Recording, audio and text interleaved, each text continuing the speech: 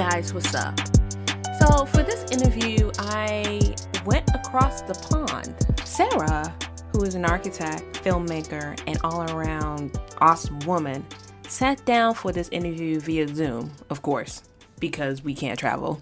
We basically talked about the differences between our two countries and about the differences between Black Americans versus Black British. Black Britons. It sounds weird when I say Black British. Because I say Black Americans, it seems more common because I would say Black Americans. Or comfortable for me to say Black Americans, but to say Black Britons, that's it's almost a tongue twister. But anyway, it's been a couple of weeks since this interview, and I keep thinking about how I should have went overseas for my architecture education. Because Rome is right there, France is right there. The African diaspora is a good airplane sails away. I feel like I could hop to Sierra Leone. I could hop into Liberia. I could hop to Nigeria from Britain or Scotland. I could go to Ireland. I feel like I can experience architecture better over there than for me to look at slides. I just feel that I could become more in touch of where you're from because you're closer to that continent than it is here. It's kind of like thousands of dollars and I don't know anybody versus I think everybody's already there. I don't know if I'm making sense or not, but I never thought of it until after the interview and I started thinking about it more and more. And when I was in college, I couldn't afford the study abroad program. And then secondly, I wasn't comfortable traveling with my class. I would be the only Black person in that traveling abroad class. And I felt extremely uncomfortable. I didn't trust any of my classmates, my studio mates, in the sense that if something was to go down, who has my back? And, I probably would have made friends outside. I think they went to France. I think that's what, and that's another reason why I didn't go to is the language thing. I'm horrible at French. Like, my mouth just refuses to form those words. And I already have problems pronouncing people's names. How would I survive? I don't know anybody there at the time. So it was money, comfortability, and language. And so I didn't go. In hindsight, I think it's a school. I think I should have picked the school to tag along with. That's what I should have done. But I didn't. There was one professor, she really pushed me into going. And I was like, no, I can't go. How am I going to work? That's another thing, too. It was like, how am I supposed to work? How am I supposed to pay bills? How is this going to work? Like, I'm not a trust fund kid. Like, how am I supposed to go overseas, study whatever it is I have to study, and feed myself and go out and entertain? Like, how is this supposed to work? I cannot figure out. It was just. And what about the apartment that I had while I was in school? Like, all these things were a huge factor as for me not being able to study abroad. But now that I'm an adult, it would be a career move and it would be much more difficult for me. Well, I shouldn't say difficult. It'll be a bit more challenging because it won't be just me making the decision than if I was single and not own property, or even if I did own property, I would have to do it to a man. It's too much. Listen, there are Black folks who were in the same situation, Black and brown. Black and brown people were in the exact same situation and they made it work. And I was not one of those people. I didn't even know anybody during my time in school that did that was Black and had similar economic circumstances. Now, later on, as I make friends and so forth, I found out how they made it through. Made that possible for them, but a little too late for that. Another thing, too, that we touched upon, and this is later towards the end, and we started talking about Lola. And Lola is a book that she is developing. Check her social media. So she's on Twitter and on Instagram. It's at XX underscore AOC or at studio dash AKI. And if I am, just check the show notes. This is I'm going off of memory, but check the show notes. I included her handles on there. And in there she mentions a little Lola. So if you're wondering like what does Lola have to do with anything? That's what it means. I think that's about it with Sarah. Oh, the things coming up. The next couple of interviews won't be architects. Well, there's one that's an architect or a couple of architects, but the others are not. And I'm getting back into why did I even start this podcast in the first place? To find out where I live and the history of it and so forth. So I'm able to talk to 2 historians. So I have a couple of interviews coming up in the pipeline. And thank you for listening. Thank you for your support. I will continue to do what I do and evolve and try to make this more learning and have fun at the same time. So anyway, I talk too much. Okay, so here's the interview. I was writing down all the things I want to talk to you about, and the list just kept getting bigger and bigger and bigger. Oh, no. I hope I give you some decent answers. But yeah, let's do it. I'm very excited. Okay, all right. So we never met. No, and we met online, correct? We met online. Yeah, we met. That's a good question because I was going to say I feel as though I know you, but we will never meet. I feel as though we've met. I think it's probably just through Twitter because I don't really do. I mean, I'm on Instagram, but I'm not as. I think it must be through Twitter. Yeah. And just kind of following each other's threads and that kind of thing. And then we probably have mutual. Yeah. I do research, obviously, on people, and I couldn't find anything about you, who you are, and how you grew up and stuff like that. Just anything personal? Anything personal, yeah. Oh, no, there isn't. Is there a reason, or do you want? I mean, can I? No. That's really interesting. I think because there isn't much out there because I wouldn't have been interviewed that much, so maybe the questions haven't been asked or published. And when I've written things, I suppose I don't write a lot about my personal life. I might have written a little bit about my background. I'm happy to talk about it though. Okay. I realize I have to ask sometimes because some people are like, no, I don't want to talk to you about my life. So are you born and raised in the London area? I grew up in London. I'm Black British, or I suppose these days people say Black, I would say Black British West African.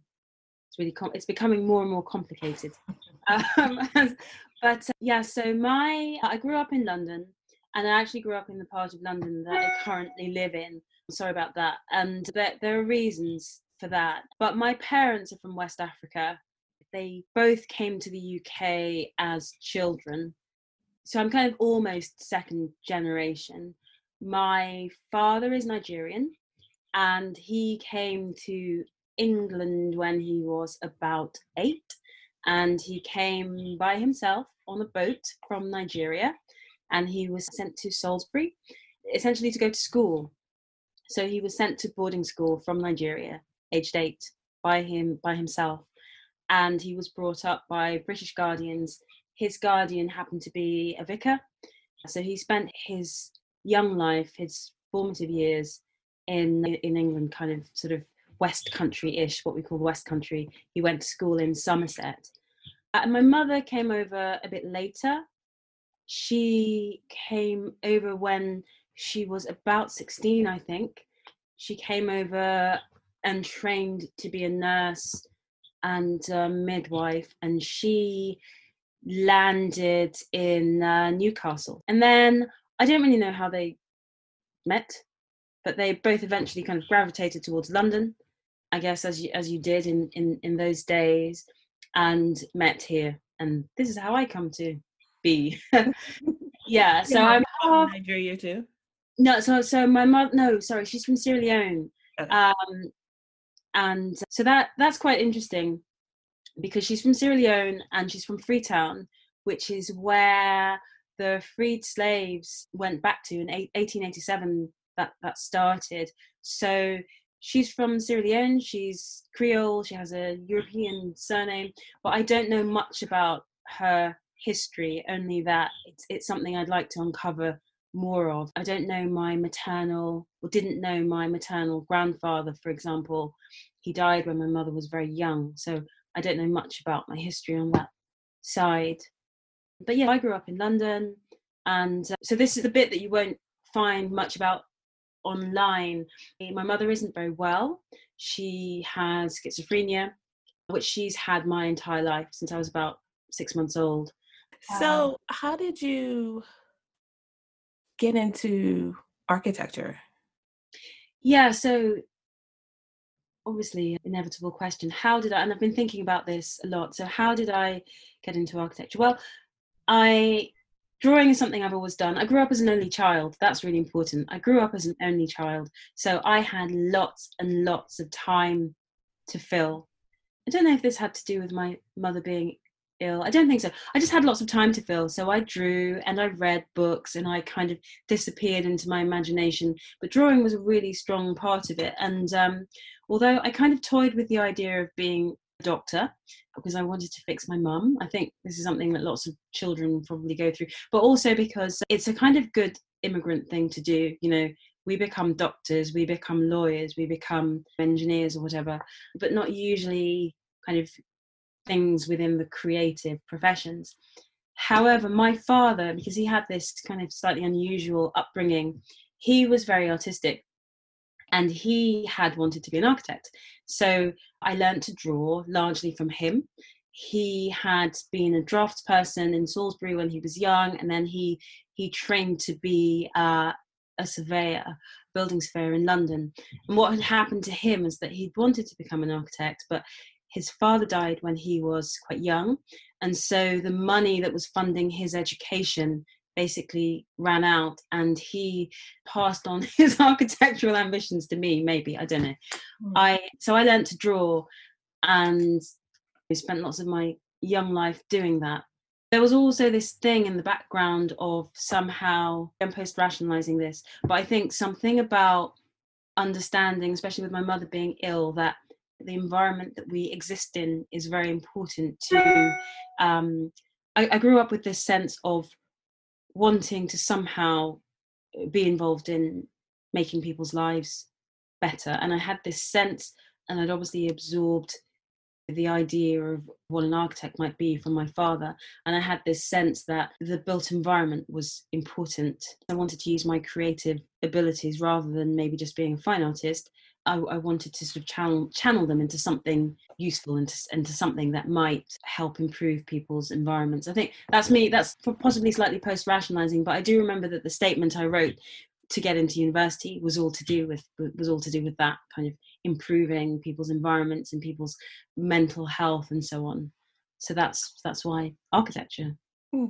Your neighborhood growing up, did that influence that at all, or? Yeah, so that's an interesting one. I don't think so. Even though I grew up in an area that's now heavily gentrified, probably a little bit like, it's analogous to somewhere like Brooklyn or Williamsburg. Mm-hmm. Probably really precisely. Williamsburg is probably it's probably really similar, because there's also a really large kind of Jewish population around here. So there's some kind of some similarities. But yeah, so I grew up in an area of London that was probably pretty run down when my father moved here, and my parents were able to buy a house, but probably only just in this part of town. But I don't have memories of. So we grew up in a house, so not social housing, or not from my memory anywhere that was particularly run down. So I didn't grow up with a sense of wanting to make the area better? Yeah, I didn't really grow up with an immediate sense of that. I was obviously influenced by my father's profession, trying to reconcile having this creative streak, but also wanting to do something where I might be working with people. I know why you're asking, because speaking to American architects, especially to Dr. Sutton, who I interviewed a while back, I don't know if this is more particular to the American condition, but definitely a sense of wanting to respond to what was happening in one's own community. That's not something I have a conscious sense of as a young person. I think it was much more about individuals and their immediate environments, if that makes sense. Yes, that makes sense. Yeah. Because what you just said was the reason why I got into architecture. Oh, go on. And Yeah. I thought that by becoming an architect, I could fix that. Yeah, that's really interesting. I got more of a sense of that. As I say, I visited New York last year, and so I came over for a Black Females in Architecture event. I was sort of their invited guest, and I met lots of amazing young Black American women, and they were all absolutely driven by this desire to make their communities better. That's something that it's very much part of how I get to where I am now, but it wasn't part of my kind of initial driver. It's something that happened later in my career. I had a kind of epiphany, which when we get there, I'll talk more about. But yeah, I was very struck by that, very kind of humbled that these young women were so driven, and also kind of that they really felt that it was something they could do. I was kind of, there was so much confidence, we can do it. Yeah. I was so inspired. I was completely blown away, actually, because it's not something, and maybe the UK condition is a little bit different, or maybe just my experience is different. It's not something that I'd come across very much here, not at that stage, not early in my kind of life as an architect. So we're going to go down memory lane, just the progression, because you mentioned New York, and I did want to talk about that too. Have you visited Freetown or No, or Nigeria? I've been to Nigeria. So I first went to Nigeria when I was about 9. We did visit when I was a little baby, and I've seen the photos, but obviously I have no memory. You remember. I was there. There's photographic evidence, but I don't remember. I was about 9, and we lived there for a year when I was 12, because my father was trying to sort of relocating his career. We lived in Lagos, so third most populous city in the world. It's projected that it will be the third most populous city by 20 something. So incredibly dense, and we lived in the heart of Lagos, in a relatively middle class neighborhood. And so this was my kind of first experience of, I mean, you find everything in Lagos. You find extremes of poverty, but you also find extremes of wealth. And my family kind of exists across, the kind of spectrum of that. So I got to see poor housing. I got to see, we were in a relatively middle class neighborhood, and then I got to see the other extreme, which is sort of extreme wealth. I'd not seen anything quite like that, quite like those extremes. London isn't the disparities, or at least at that time, and to my 9-year-old eyes, the disparities in London weren't as great. It may not be adequate, but I guess there was some sort of safety net, although that has been eroded kind of steadfastly and systematically over the past decade or 2-3 decades. Nigeria, I still have memories of the music and the food and the driving through the streets and the sound of Lagos. And it's a pretty developed city with lots of innovation and energy. I came back with a real kind of sense of pride in that aspect of my history. And the thing about migration is it rips us away from those roots, from those influences, and you kind of exist as this sort of semi-detached, as this sort of detached being. I don't know how to express that, but you exist, or at least I existed, because of the way my family had migrated without a really strong sense of those roots. And I think I got a real sense of confidence visiting. Yeah, it's kind of like your superpower. You came back and you're like, I know who I am. Absolutely. And I connected with family. You see your descendants. You see where you're from. Both my parents are from Trinidad. They both came up here, my father first and then my mom. And I was a similar age when I first went down to Trinidad. And sad to say, it was a trip for my grandmother's funeral on my mom's side, just to see the family and the gathering, because we're the only ones up here. It's just us. But I remember feeling the same way you were feeling. I came back from Trinidad and I have this different type of food, different type of dialect. It became my superpower. As an adult, I went back during my birthday and they threw me a surprise party. And at the party, I started crying because I've never had my family, my blood relatives, all in one room celebrating my. There you are. That's it. It's that. And it was just, oh my gosh, like, you're like, who am I? Like, that's my cousin.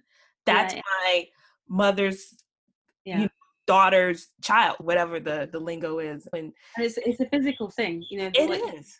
Feel it physically. Yeah, it is.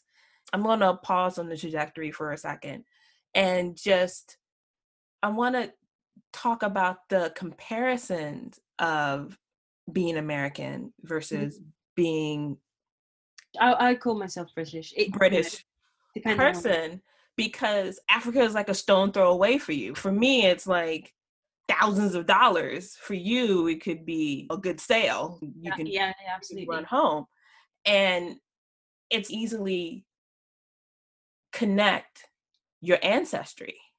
Versus me, even though I have Trinidad, the whole slave trade, so there's a little bit more, I don't want to say work, but I have to literally go down to Trinidad to trace back, okay, what ship did my folks come on? Or if we were part of like the indigenous, how did that work?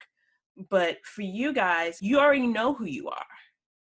And I feel like that really shapes architecture, because you can always draw back and understand certain things. From your last name, you can know what tribe you're from. That's very true. And even though my father was very young when he came here and doesn't speak the language anymore, there will be members of extended family that do. So you hear the language. So it's kind of, it is present, and the Nigerian identity is quite a strong one. There's a big Nigerian community here. There's a new wave of migration. I think we grew up slightly detached from it, which has to do with having a parent that's ill, but that's another story. But certainly kind of as I've got older, I've become kind of more aware of, and there are just more Nigerians here. And I think there's quite a kind of migration to the States as well. I think Nigerians are sort of everywhere. Yeah. I just actually had an interview with one. So like, and one of the questions I asked is like, you had a choice. You could either go to Britain or you came to the US. Why did you pick the US? That's an interesting one. We should come back to. But one thing I should say is because I knew I was going to speak to you and you were going to ask me about origins, I thought, oh goodness, like I know a lot about the Nigerian side, but I actually know very little about the Sierra Leonean side. Like I've never been. And my mother has this. So my mother's surname is, it's Albert or Orba. And that is a European name. We don't know whether it's French or German. But so I sort of have half that. There's an unknown side. It's Sierra Leone. We don't know sort of after, say, beyond my maternal grandparents. I don't know. I actually have no connection with that history, something I'd like to uncover. So I have the very sort of strong and dominant Nigerian side, and then the slightly mysterious Sierra Leonean side. But you're right. I think the Nigerian culture is a very kind of strong one, and it's, there's a really successful diaspora here and a growing one in the States, that there's a lot of confidence in the community because of that. Mm-hmm. It is really interesting to compare actually what it is to be Black British versus what it is to be Black American, because I was reading about things like the migration down from the South. But are you sort of second generation American? As a first. So both my parents came up here Keeping that. with my sister, and then they had me. So I am first generation. And it Okay. was kind of weird growing up because my mom stuck with her Trinidadian friends and Trinidadian cultures. And I'm here in the school system. I grew up in Washington, D.C., and that was known, it was called Chocolate City because it was, Wow. lots of Yeah. chocolate. And so I didn't experience being a minority till I hit college. Okay. Yeah, and that's something that I want to talk about next, and Yeah, maybe absolutely. compare education, because so you are, so it's secondary school, right? Is that what you call it? Like our high Exactly. school is your secondary. Exactly. Though high school sounds so much cooler, but yeah, we call it secondary. I always used to think that when I was young. I thought, oh my God, I'm going to go to an American high school. But yeah, we call it secondary school. So you're there final year and you are applying for architecture school, correct? So this is where, so you said you don't find much about me online. Not exactly. So what actually happened to me was that I there was a bit of a gap between my leaving school and my applying for architecture school. And this is around the time that, so I've told you about my mother being ill, and I mentioned it because it's had a, an effect on the structure of my career and education actually. My parents split up when I was about 16, and I reacted quite badly to that, and I had quite a few years of depression, and I didn't drop out of education, but it slowed my transition from high school to university down. And I call them my lost years, but they're not really lost, but in terms of a kind of traditional progression. So I spent, a few years in that space. And it was in that time I kind of transitioned, let's say, towards architecture. I'd wanted to be a doctor. And I had this kind of quite difficult time, as I say, when I was sort of 16, 17. And I haven't thought about entirely how to describe this, and it's not something I talk about much. But in that time, I found myself doing lots of art. And that's actually when I developed the portfolio that got me into architecture school. It was my place to go, really, during that quite depressed time. Mm-hmm. So it was a slow transition, but yes. So I'm some years out of school and I'm developing this portfolio, and I applied to architecture school. It's kind of how it happened. What kind of medium did you use, or do you still use now? So then I used to draw a lot in pencil and pastel.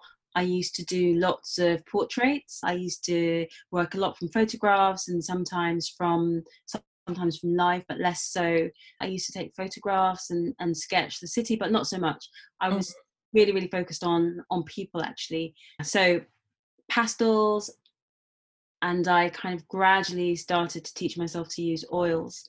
Yes. So I kind of built on that foundation of, I think I first started learning to draw when I was properly, not kind of, properly, as in I would get books from the library about how to draw, blah, blah, when Mm-hmm. I was sort of 7 or 8.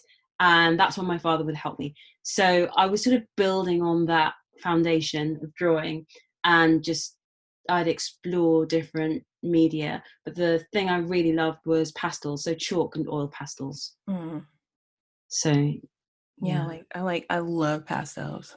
I used to, because I had my own period too, but mine was due to the fact that I couldn't go to school for a period of time Okay. because I couldn't afford it. Okay. And that really dimmed the light for me. And so I found myself gravitating towards the art store, and I would get the big old pads and I would just take the pastels because it's messy. Mm. And I was always like a sketcher. I would just draw a line. So And you he, were very kind of definite and confident, and right, versus the hesitation lines. So I had this thing, I always draw little flowers. okay. Like that's my doodle. And That's then I would just take that and just be messy, and my hands will be and they'll be all over the place. I love pastels. I tried watercolor, but it was I couldn't control it. There was quite hard to work with, quite hard to control. Yeah, I would go and take the tape and you have to wait. And I was like, why am I waiting? And not redo things as well. Right. It's messy. Yeah. Right. Yeah. So you got into architecture school. How was that? How was your education there? It was okay. Look, I've been lucky. There were rocky patches, but I was kind of lucky. I studied architectural engineering, and I'm not sure where the influences came from, but I had this idea that I was going to be like the next Nervi or Calatrava. I don't know if you know their work, but they're both kind of trained as engineers. Although I was offered a place on a straight architecture degree based on my portfolio, I wanted to do this architectural engineering thing. And what I found was some really, really nurturing teachers. I had good tutors. I met people that had faith in me, really. So I was very lucky. I ended up in the right place for me at that time. And I made some of my best friends, kind of lifelong friends, during that course. So I went to the University of Westminster. So it was the University of Westminster's an ex-polytechnic. Polytechnics didn't exist then, but I think it was oldest polytechnic in the UK, so the first. And at that time had a very strong architecture school, kind of one of the top 5. So that was wonderful, really. I have to say, I was kind of really nurtured and encouraged, and there are tutors that I'm still in contact with, and discovered not just design studio, but also things like I'd never studied philosophy, and I first encountered it there, and I absolutely loved it. And so a very happy time. And I then, after that, here we take a year out after those first 3 years, after degree, and I'll skip that for now, but I then went to the Architectural Association, the AA, and that's where I did my postgrad. So we do 5 years in total here, 3 years for degree, take some time out, go back and then do 2 years of a postgrad. These days people get a master's. I have a postgraduate diploma. And the AA was amazing. I consider myself hugely privileged to have been able to go there. It was tough, though. It was a tough transition from an architectural engineering course because the focus is less conceptual, and it was tough. You talked about going to university and that being the first time you felt like a minority. Yeah. So at the AA, I was kind of a minority there were very few British people there, only 10%, although the school was in the UK. So it was hugely international. So firstly, I was a minority because I was British. Secondly, I was in a minority because of being Black, right? And from a kind of relatively middle class family. But the AA is it's quite an elite school, or you get lots of has a high kind of elite contingent. The AA is probably the first sense that I had of a kind of otherness, although I loved the school and underwent a kind of intellectual transformation whilst there, or kind of continued progression. It was amazing. It was also quite a difficult place to be. So it was challenging. It wasn't because there was only 2 of you in a course or something, or? I don't think there were any. So now I'm thinking, yeah. So at the AA, there was only one other Black girl in my year, I think. It's a big school. So there was definitely a sense of otherness. And it's a shame, really, because I have fond memories of that time. And as I say, I felt hugely privileged to get in there. I mean, it sounds like there's no but. You enjoyed it. You learned a lot. I don't want to. Where's the but? No, it was difficult. It's really far behind me in the sort of rear view mirror. Not a space that I visit often. We had these open things that were kind of like vivas. They're called tables, and when you're in one of those, you're kind of fighting for your project, and the table may or may not be on your side. I had a couple of those where, let's say, the table were not on my side, and it's a very difficult situation. And so when I found myself in a position where I was kind of fighting these battles, I found myself having to repeat my final year and similar things. I was sort of worried about money and had a kind of mini breakdown and so on. I had the support of this tutor because I'd done a really good piece of work for him, and in his opinion, you know, the person who wrote that piece of work shouldn't or couldn't fail. So I was able to retrieve my 5th year, but very much through the support of that individual tutor. You know, I was extraordinarily lucky, but it was tough. At the end of 5th year, I had a complete breakdown. I was lucky. I was able to go and stay with my stepfather and with my father and stepmother, but I had a complete breakdown. I lost 5 kilos. So this was my final year. Yeah. But I managed to graduate from that school, but only with a huge amount of support and much fighting. Mhm. I skip over it because it's a long way. Yeah. I talk about it a lot, but it did happen. And it's interesting now because when I speak to people at kind of BFA and they talk about their experiences, I did have a kind of like a really emotional session with them once where people were talking about their experiences. And I don't encounter very many kind of Black architects. These were not conversations I'd had. I'm a little bit older than them. So these weren't conversations than the founders, I mean. So these weren't conversations that I'd had. And I was kind of astounded to hear sort of how often people had similar experiences to mine. And I'd never wanted to put it down to race or misogyny or, you know, any of these things. But when you start to see a kind of pattern like that, it does make one question what's going on, you know, in the system. It's certainly not kind of orchestrated, or it may not even be conscious in the moment. We talk a lot these days about unconscious bias, but I realized by speaking to a larger group of people that there was a kind of pattern of experiences. They like to compare architecture with being a lawyer or being a doctor. And in this case, being a doctor, when you work 12, 15-hour shifts, you have to be alert all the time. And it's rigorous training. Doctor saves lives. You can't get tired or during the operating table. No, you can't get tired when you're in the emergency room. You have to know chemistry or else you give someone the wrong drug or the interactions or things.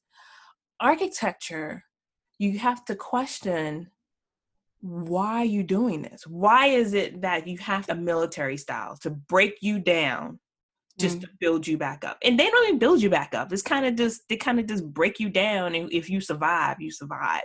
Right. Like you question, why is this breakdown required? Because I went through the same thing. And I talked to numerous of people on this side of the world, and it's the same thing. Like defending myself compared to someone else. I remember there was this guy, he was always high all the time. And for his final project, he did a door. He did an opening of a door. He has his drawings and everything, but the model was just a door. And he just talked and talked and talked, and they ate it up. And I'm like, he didn't go through any of the requirements. You're supposed to build a full-on site. And you come back with a door? And what is this guy doing now? I have no idea. But it's so subjective. Like, that was just an example of how subjective it is. Did he get the same energy as what I got? Absolutely not. I don't know what it's like now. I mean, I teach, but in a very, very different sort of environment, very, very different sort of setup. I think in education, we like to think that we've kind of moved beyond, I don't know what you call it in the States, but the sort of the crit system. So, you know, you'd have these crits, and it used to be very much kind of academic pitched against students. And it was very much, you know, a kind of battle, a little bit like being in court of an almost adversarial system, and it was that only the tough would kind of survive. Now, I believe in academic rigor. This is not to say that it should be, that anything should be dumbed down or that the standards should be lower, but I think that things should be fair, and there needs to be an awareness of, let's call it unconscious bias. And I think you're right, it isn't just about race, and it's not, nor is it just about gender. There are elements of possibly class bias or other bias. I've heard people who experienced difficulty but didn't come from any of these sort of other groups. So I think it's a kind of, what I call it, an intellectual elitism, or kind of, you have a sort of series of sort of intellectual cults, and you kind of have to belong. So I think that, if we want to encourage diverse people and diverse minds to engage in architecture, which we need to, then this system isn't appropriate. But things are changing here, as I teach, and not in that sort of environment. There's no sort of breaking people down to build them up. It's very much kind of passé. But it certainly was. I was certainly educated during a time when that was very much the sort of system, which in those scenarios, the best minds don't necessarily win through. Yeah. So you graduated? Yes. And so here, once you graduate, you do 3 years. You need 3 years of experience before you sit to take the exam. And once you pass the exam, you call yourself a registered architect. How's it there? So here we do 3 years as a degree. You take 1 year out. You do 2 years as a postgrad, and then you work for a year, more likely 2 at a minimum. And then you take the exam. We call it part 3. So these are called parts 1, 2, and 3. So you take the exam, which is part 3, and then you can call yourself a registered architect. It takes a minimum of 7 years here. 5 of those are in full-time education. So it's 5 years full-time education plus 2 years work experience as a minimum. And how many exams is part 3? Or is just one exam? Oh, goodness. I took it a very long time ago. That's a tough question.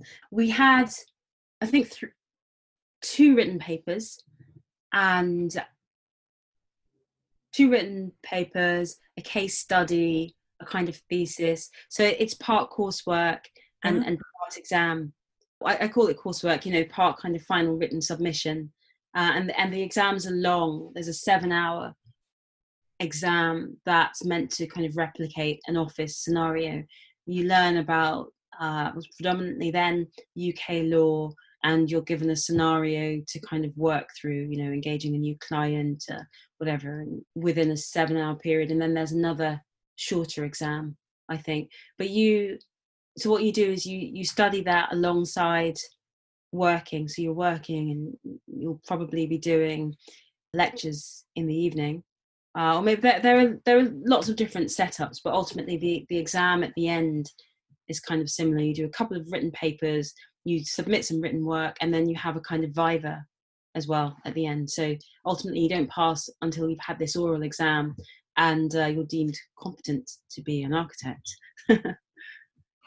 The people that you sit for the oral exam, can you become them a judge? I don't know what you would call those people who... Oh, what, the process of becoming an examiner? Yeah, you can. I don't know what the process is. It's not something I've ever thought about doing. I wonder if I know where this is leading. As far as I know, you can apply to become part of that system. You can become an examiner or part of what's called the sort of validation board that validate architectural education in the UK. So it's possible. It is possible. It's not something I've ever looked into doing, though. So I don't know much about the process. Okay. All right. Because here you become a registered architect in the state that you applied for. Okay. So, like there's 50 states. So each state has their own regulations. So in the state of California, for example, once you pass all of the written examinations, there's not written, I should say. This is just a test. Like you just sit down in a computer lab and you just click, click, click. There's a secondary exam where they test you on California law specifically, and there's earthquakes over in that side, and it's an oral component for that. So in Maryland, for example, you just got to take the exam and that's it. You're just a licensed architect. So every state has their requirement. If I want to work in New York, I would have to go through the process of New York. They may have their own requirement. I don't think they do. And you pay them money, of course. And then they're like, okay, you pass all of our requirements. You are legally allowed to work in the state of New York.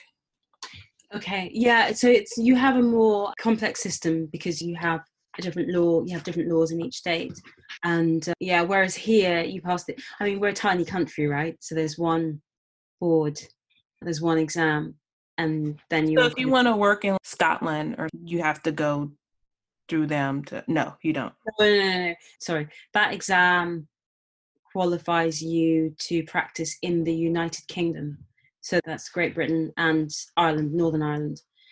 And pre-Brexit, there was a reciprocal agreement which meant that we could also practice in Europe. I have no idea what's going to happen. We're in the middle of negotiating trade deals and things like that. They're in a slight state of flux, and who knows where we will be next year. But right. at the moment, as it stands, I can practice in Europe. There is a process to go through, but it doesn't involve taking more exams. Okay, so to backtrack slightly, I was really ambitious. I wanted to work at what I considered at that time to be kind of top practices, kind of international practices. And so I did that for several years, not quite a decade, but quite a long time. And and that was great as far as it went. I developed a lot as a designer and learned about the practice of architecture. But in terms of fulfilling my kind of wider social ambitions, the work that I was doing at that time didn't fulfill those aspirations. And I guess I had a series of epiphanies. I'll call them a series of epiphanies. So I'm working in commercial practice and doing pretty well. But I have some sort of niggling doubts about whether it's right for me, whether what I'm doing is right for me. And kind of not existential crisis, that's sort of taking it a little bit far. But what happened was, so one evening, I visited the theatre with a friend that I'd made at architecture school at the AA. And we were both really into theatre. And so this is really close to where I live. We went to a small local theatre in an area that's just starting to gentrify. So I said, like a little bit like Brooklyn or Williamsburg. And at that time, so this was pre-Uber, and we were trying to hail a taxi, a black cab, and they wouldn't stop. So as I say, this was an area that was just starting to gentrify, but was still considered a little bit rough by some. It was an area with a kind of high, like a large artist population. It was at that stage of its gentrification process. So still a little bit rough, but quite cool, she says. So taxis wouldn't stop. And I remember thinking about why that was and being really irritated and annoyed, with the fact that it was considered a kind of a sort of rough area. And I thought that it seemed like taxis wouldn't stop. And that seemed to me to be quite kind of racially motivated, that there was a kind of thing about certain parts of the city being considered black areas. And although London isn't segregated in the way bits of America are, but at that time, there were parts of the city where taxis wouldn't stop, and this was one of them. And so I was trying to hail a taxi for my friend who was German, and so I think I possibly had a slight kind of sense of not almost being embarrassed, but this was my neighborhood and taxis wouldn't stop, or quite close to my neighborhood. And then a couple of minutes later, a white woman fell off her bicycle, and she was then surrounded by a group of youths, predominantly black youths. The youngest was maybe about 9 and the oldest may have been 19. And they started laughing at her and filming her on their mobile phone. And in that moment, I was extremely conflicted. I was annoyed about the taxis not stopping. And then I thought, well, this is why they're not stopping. So I had this weird kind of tension of emotions. And after kind of finally seeing my friend off into this taxi, I then carried on walking towards my home, which was maybe another couple of miles down the same street. And I passed this group of boys, and I had had a glass of wine, and I confronted them. Absolutely bonkers, I think now, but I confronted them. I'm on my own walking home, and this is a group, not one or two, but a group of boys, young men. And I said to them, "What are you even doing out?" I'm so ashamed about this now. I'm so embarrassed. I said to them, you should all be at home doing your homework. So I have these ridiculous kind of middle class values. You should be at home doing your homework. You're all going to end up in prison. Like by the time you're 20, you'll either be dead or in prison. And they looked at me like, who the hell are you? Like, Right. To tell us what we should be doing. And I carried on arguing with them, like some kind of school mistress or something. And then one of them actually then flashed a knife at me. And he said, this is why people like you get stabbed. And I'd had enough wine that I didn't actually stop arguing with him in that moment. And so then what happened was that a shopkeeper pulled me away and said, "Hey, they will stab you, and not even think about it. So just let it be." But after I kind of got over the shock and my goodness, what was I doing, kind of arguing with a group of teenagers on the street, I kind of thought, I kind of examined that a lot in retrospect. And I thought about that kind of frontier that they were existing at, that this area that was gentrifying, the spaces that were being developed that they were excluded from, this white woman who comes along on a bicycle who kind of, personifies this new world that they're excluded from. And then I was annoyed at myself at not being, not sympathetic. It was a genuine kind of anguish. You guys are going to waste your lives. You will go to jail or die before you reach your 20th birthdays, because this is what happens here in London. And I know it's similar in the States, right? Yeah. I had a moment of thinking that what I do for a living, the way I'm doing it in this moment, will not impact this situation.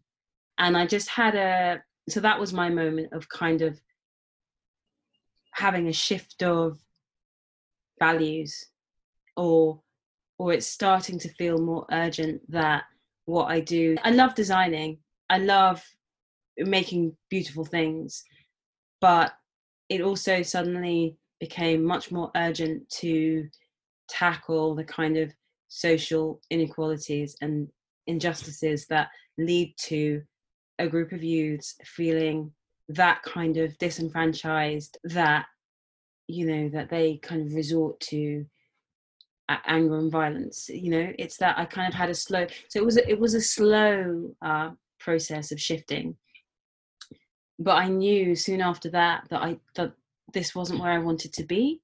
Mm-hmm. So I slowly started shifting my career.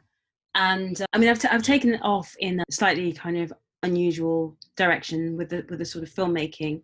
But for me, that was about, so whilst at architecture school, I joined a unit. So at the AA, I was part of a unit, and this is one of the things I loved, but I got to do film as part of my architectural education.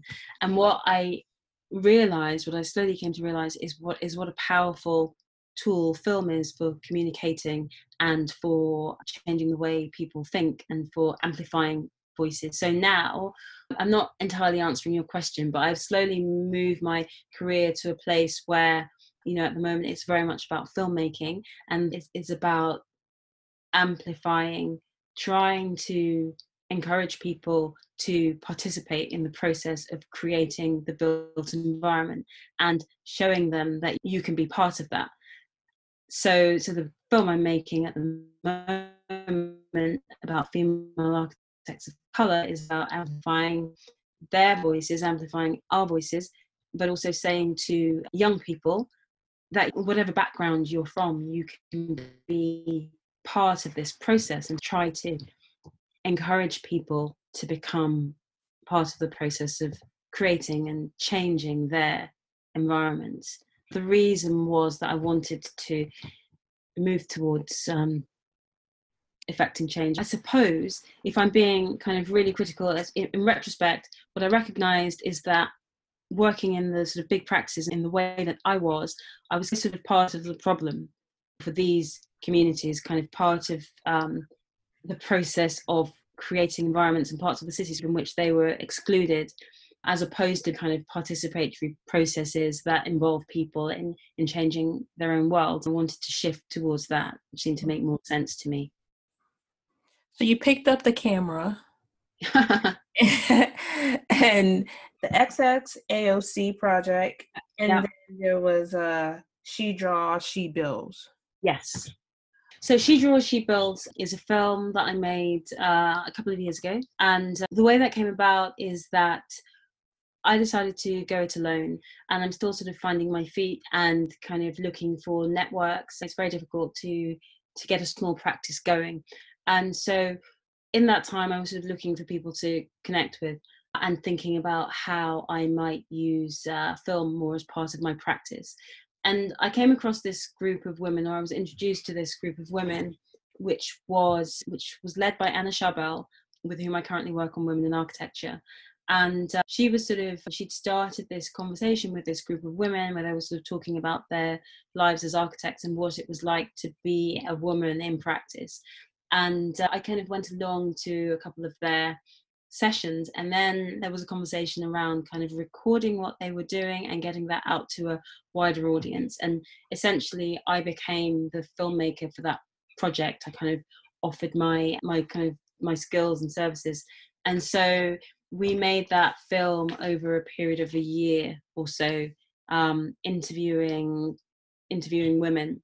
As I say, that project was largely focused around gender, and so that was the kind of beginning, I suppose, of that kind of process of documentary filmmaking, and starting to kind of try to amplify the voices of groups of architects that were sort of underrepresented. And then XXAOC, the next project, so that was this XXAOC is my next film project. And what I realized whilst making She Draws is that there were other stories that weren't being told.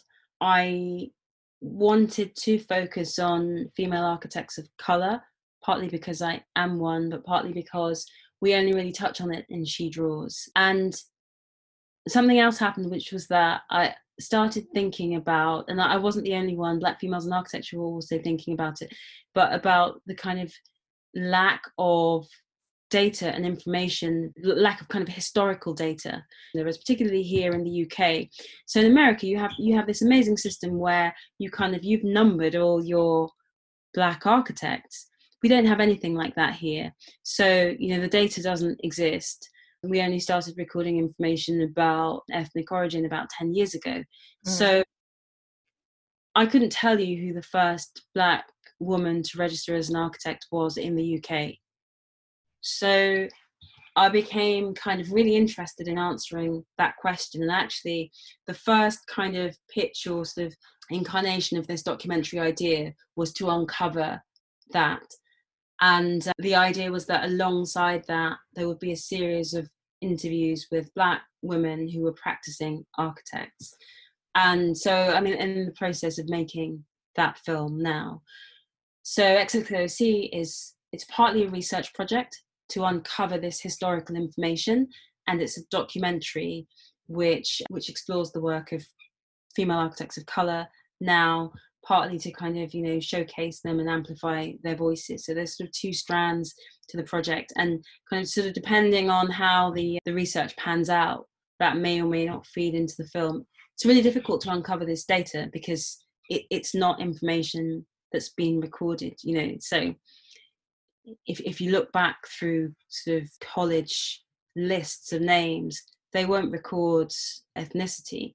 So it's really difficult. So you have to, yeah, so it's a sort of longer exercise. But it seemed really important to me to know, you know, who was she? I call her kind of XXAOC 01, like who was she in the UK? And we don't know.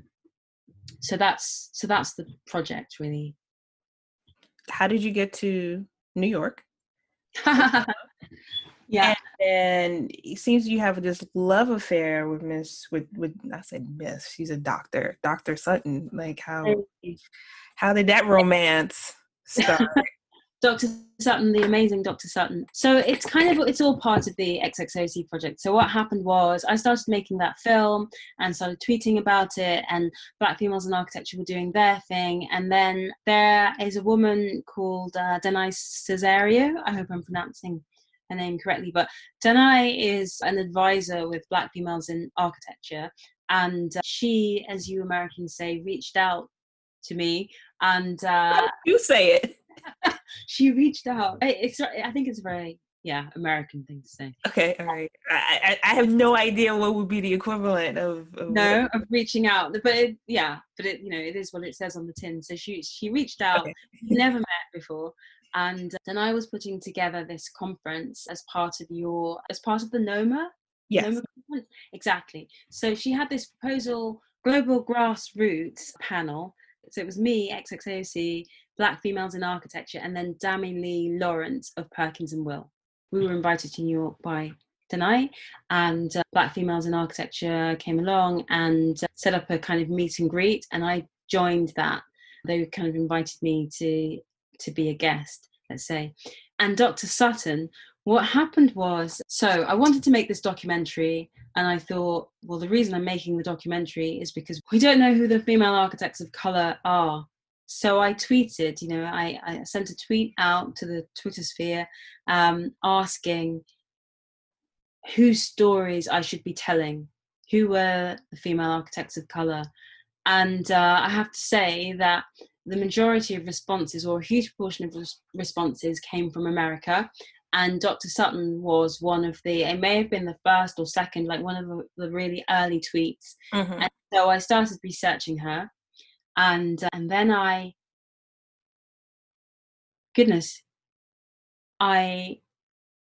found some information about her online. And then I sent an entirely cold email saying, I'm doing this project. Can I interview you?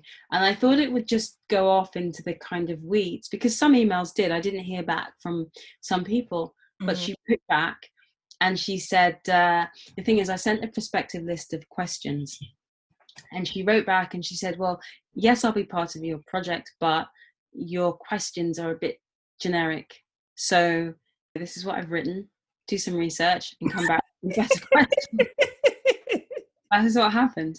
Sounds about right. No, it was kind of absolutely on point. I sent this kind of, not silly, but, you know, it was a very generic list mm-hmm. of questions. And so I went away and read her work. And that's epiphany number 2 for me in my kind of transition.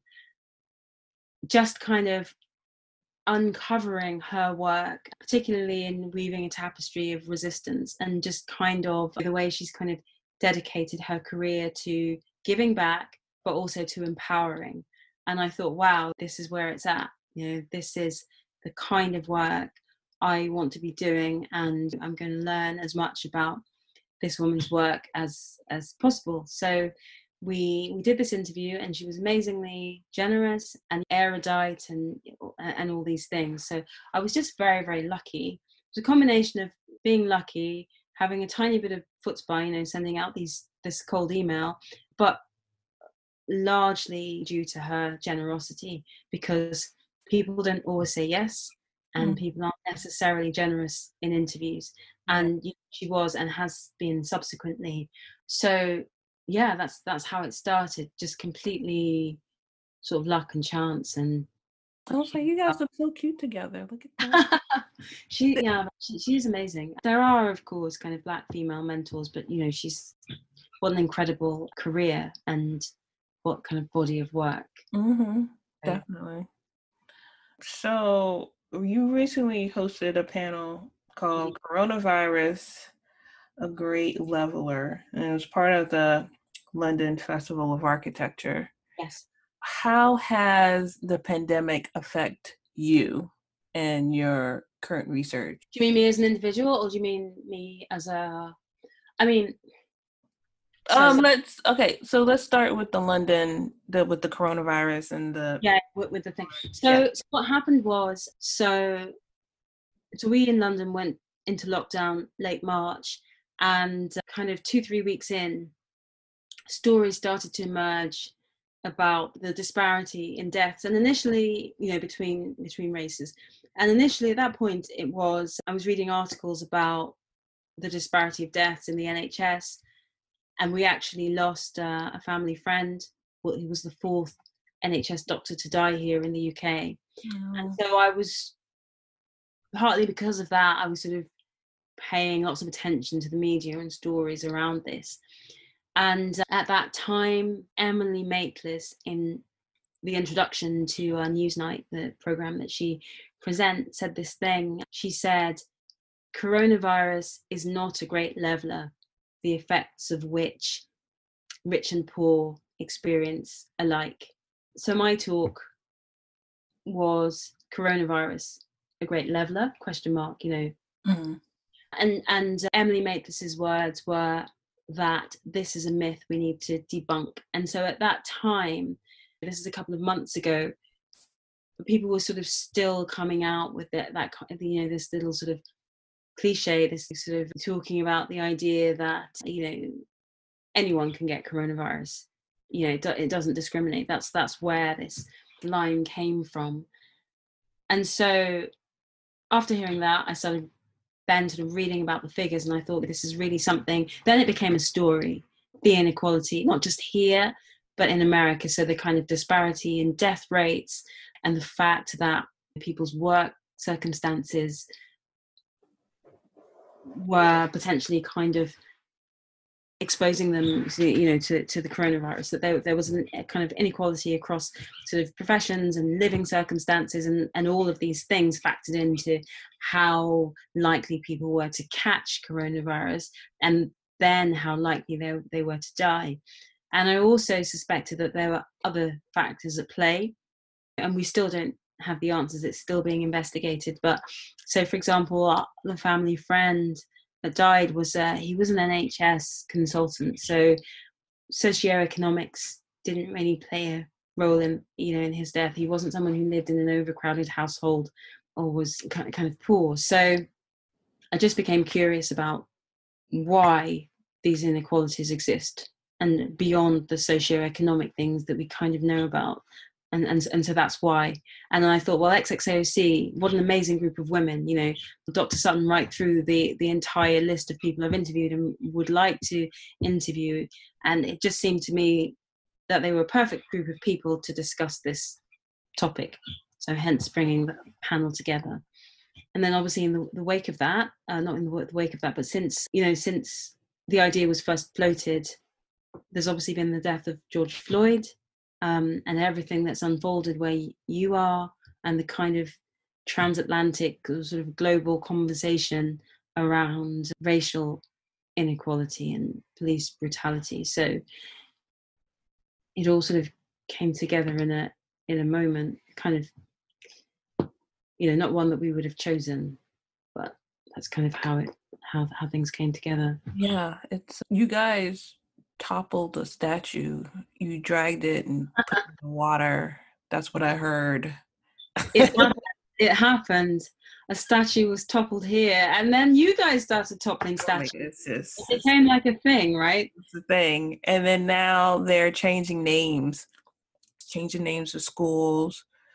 Plaza in Washington. Black Lives Matter. Yeah. Well, as far as like, there's a high school called, I think it's Robert E. Lee. So yeah, the new thing now is changing names of schools. Schools, yeah. And streets as well. But I think that was like a sort of performance art. That was a performance thing on 16th Street into the White House.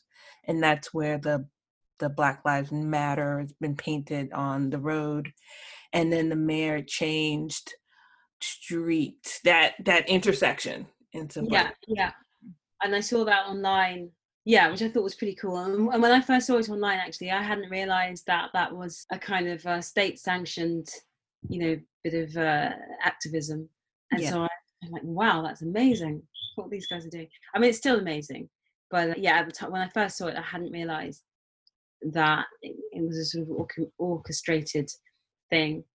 Statues and Rhodes is going to fall, and I mean it's really interesting. I think this toppling statues thing, I mean what they did in Bristol, great, good on them. It's not a very nice man, but also there had been a sort of process, a kind of democratic process that hadn't been honoured. There'd been a petition with over 10,000 signatures asking for that statue to go, so I think it was his time. Yeah, it was I'm pretty sure there was a couple of instances where they wanted some of these statues down, and they've just been procrastinating. And exactly. And we're just going to do it for you. We're just going to do it for you. What's your last name for me? Oh goodness. Okay, wait. Let me see if I can get this right, because I was practicing. Yeah, Akigbogun.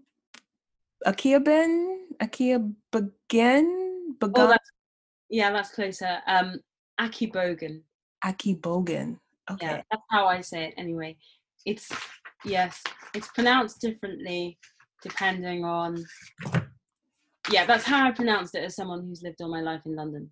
Akigbogun. I'm apologising to all the people who will hear that and go, really? But that's how I pronounce it. Okay.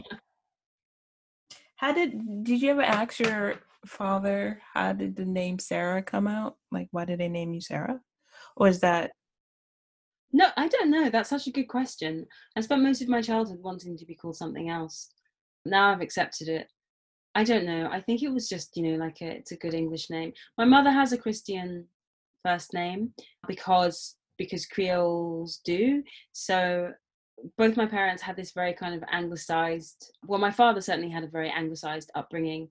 So they were probably just very kind of, it would have been to do with that there were lots of sort of English influences in their lives. And also they're not from the same country. So they might not have, there mightn't have been a sort of common, they weren't coming from a common place. So they wouldn't have just gone, oh yeah, we'll give her a Nigerian name or a Sierra Leonean name.